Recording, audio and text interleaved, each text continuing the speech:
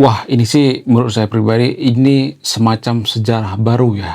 Sangat-sangat luar biasa. Belum pernah terjadi sebelumnya, guys. Dan ini pencetak rekor terbaru di Indonesia. Bisa dikatakan bahwa ini adalah rekor muri, di mana KDM mendapatkan kepuasan dari masyarakat Jawa Barat sekitar 95%, guys. Bayangkan 95%. Nggak pernah sejarahnya bupati atau gubernur atau presiden mendapatkan kepuasan 95%. Wow, luar biasa. Kita harus apresiasi ya, apresiasi KDM, luar biasa. Nah, yang jadi pertanyaan, kenapa bisa seperti itu? Kenapa masyarakat Jawa Barat itu sangat puas dengan kinerja Pak KDM? Padahal kalau kita perhatikan, ya Pak KDM ini ya, mohon maaf bagi yang nonton video, Pak KDM ini kan nggak bawa-bawa agama gitu ya. Kemudian pakai ikat kepala seperti ini ya. Kemudian sering dikata-katain musyrik ya, bawa Sunda Wiwitan dan sebagainya. Nah, yang jadi pertanyaan, kenapa bisa seperti itu? Apa alasannya? Kemudian baru-baru ini PKS sudah mulai merapat ke KDM, guys. PKS sudah mulai mendekati KDM, sudah mulai pergi ke rumahnya, guys. Wow, luar biasa. Nah, yang jadi pertanyaan, apakah KDM akan dipinang oleh PKS untuk calon presiden selanjutnya? Apakah KDM akan mengkhianati Pak Prabowo?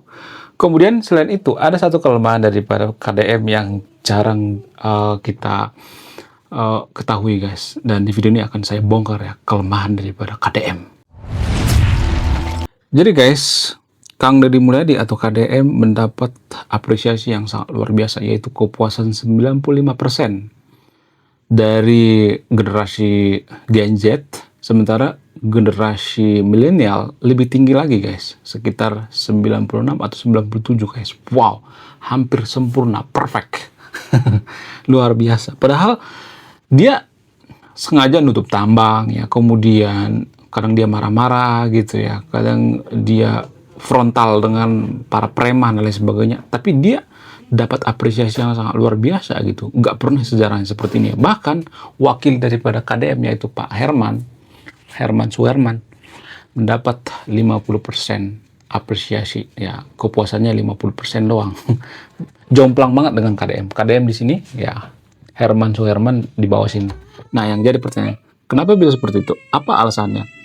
Apakah ini pengaruh daripada budaya Sunda Wiwitan? Apakah ini pengaruh daripada kinerja? Jadi menurut keyakinan saya ini pengaruh daripada kinerja ya. Jadi Pak KDM ini kan gercep ya, kalau ada masalah cepat ditangani, kemudian ada bencana, kemudian tegas, jujur ya. Saya harus mengapresiasi KDM di sini ya.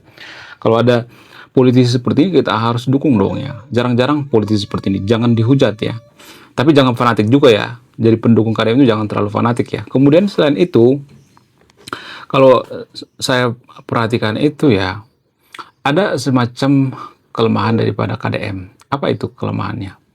Kelemahan daripada KDM itu, kalau misalnya dia jadi presiden ya, dia adalah orang yang dicintai, bukan yang ditakuti. Sementara kalau presiden itu harus ditakuti, guys, bukan dicintai. Kalau dicintai itu biasanya akan cepat pudar. Harus ditakuti gitu. Ya, jadi presiden yang dicintai itu nggak terlalu ini, guys ya, nggak terlalu berhasil kalau saya perhatikan. Mohon maaf bagi yang nonton video, kalau misalnya Anda pendukung Pak Jokowi kan nggak terlalu berhasil ya. Walaupun banyak juga yang mengatakan berhasil. Karena apa? Karena Pak Jokowi itu dicintai ya, bukan ditakuti. Jadi presiden di Konoha itu cocoknya ditakuti. Presiden yang paling berhasil di Konoha itu adalah presiden yang ditakuti. Siapa presiden yang paling berhasil di Konoha? Menurut data ya, menurut data, guys ya, menurut barometer ya, Pak Soeharto. Kenapa Pak Soeharto itu berhasil? Karena ditakuti. Jadi orang Indonesia itu kan suka ngeyel ya, harus ditekan gitu. Ya, jadi kalau kita mencintai pemimpin itu, kita biasanya melakukan yang disuruh pemimpin itu, ya kadang dilakukan, kadang enggak. Tapi kalau kita takut, pasti dilakukan. Karena ada semacam fear atau ketakutannya. Itu kalau saya perhatikan. Kalau dia jadi presiden ya, itu semacam kelemahan daripada KDM ya. Kemudian, selain itu ya, PKS sekarang sudah mulai merapat ke KDM, guys. Saya nggak tahu kenapa ya. Mungkin ya karena jurus-jurus daripada PKS selama ini sudah nggak berhasil lagi ya. Apa sih jurus-jurus daripada PKS? Jurus-jurus PKS itu mengatakan KDM ini musyrik, mengatakan KDM ini anti agama, dan lain sebagainya. Diserang terus ya. Dulu ya, waktu bupati, pokoknya kacau deh pokoknya ya. Nah, yang jadi pertanyaan, kenapa sekarang ini berubah gitu ya? Kenapa sekarang ini seolah-olah pengen meminang KDM gitu? Apa alasannya? Mungkin karena masyarakat zaman sekarang kan sudah mulai cerdas ya, pintar ya. Kinerjanya kelihatan gitu ya. Jadi ternyata masyarakat Jawa Barat itu nggak terlalu anti yang namanya dengan simbol-simbol budaya seperti ikat kepala seperti ini, ya kan? Menurut kalian gimana? Apakah orang Jawa Barat itu anti dengan budaya? Enggak, ternyata kalau saya perhatikan. Cuman kalau saya perhatikan ya, orang Jawa Barat itu sudah mulai kehilangan jati diri ya, sudah mulai di-Arabisasi. Di Jawa Barat itu paling banyak orang Arab, guys. Ya, di puncak ya. Kemudian cara berpakaiannya juga sudah kayak Arab-Araban kalau saya perhatikan. Menurut kalian gimana? Apakah kalian sadar gitu ya bahwa orang Jawa Barat itu sudah ke Arab-Araban? Menurut kalian gimana? Apakah saya salah atau tidak? Saya tidak mendoktrin yang untuk video ini, tapi kalau saya perhatikan salah satu provinsi yang ke Arab-Araban itu adalah Jawa Barat. Makanya di Jawa Barat itu kalau ada yang bikin patung ya, padahal biasa aja ya. Di daerah-daerah lain bikin patung biasa aja. Di DKI Jakarta ada patung Pancoran, ada patung Sudirman dan sebagainya. Tapi kalau di Jawa Barat itu bikin patung itu sensitif sekali gitu. Karena apa? Karena Jawa Barat itu dianggap sebagai Serambi Mekah gitu. Itu menurut keyakinan saya. Mirip-mirip seperti Aceh gitu. Di Jawa Barat itu paling banyak orang Arab ya. Bukan berarti saya benci dengan orang Arab, tapi kan kalau kita meniru budaya orang lain itu kan kita kehilangan jati diri ya. Banyak kalau saya perhatikan orang Jawa Barat itu kehilangan jati diri. Menurut kalian gimana? Apakah orang Jawa Barat itu sudah kehilangan jati diri atau tidak? Apakah saya mengada-ada atau tidak? Tapi menurut keyakinan saya sudah banyak kehilangan jati diri. Makanya saya bikin kupluk seperti ini ya. Ini sebenarnya bentuk dukungan saya bagi Sundawitan, karena Sundawitan itu sudah terlupakan. Bukan berarti saya menganut Sundawitan ya. Ini bentuk dukungan saya terhadap budaya lokal, guys ya. Menurut kalian gimana?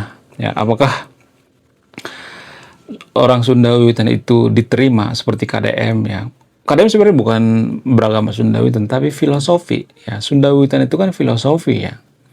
Filosofi itu kan the way of life ya, gimana cara berpikir, cara bertindak ya. Cuman Sundawitan kan nggak terlalu familiar di zaman sekarang ya, di kehidupan sekarang kalau kita perhatikan ya. Menurut kalian gimana? Apakah orang Jawa Barat itu sudah berubah atau tidak? Oke, sekian video ini. Terima kasih sudah menonton Mamis. Saya kaum tes. Oke, sekian video ini. Terima kasih sudah menonton Mamis. Saya warga bijaksana bijak sini. Salam rasional.